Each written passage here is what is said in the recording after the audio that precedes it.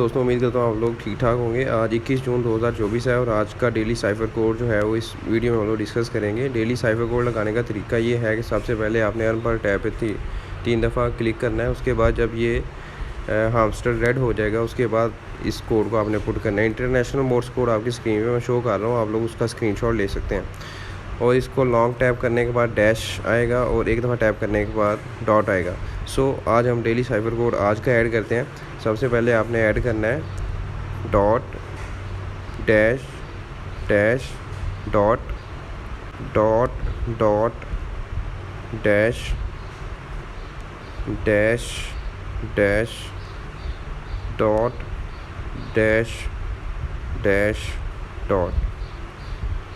हमने सक्सेसफुली अपना 1 million coin जो है वो क्लेम कर लिया है। ये daily cipher code for 21 June 2024 is pump. आप पंप ऐड करेंगे और डेली इंटरनेशनल मोड्स कोड आपकी स्क्रीन पे शो हो रहा है। उसके बाद आपका 1 मिलियन कॉइन क्लेम हो जाएगा। Thank you.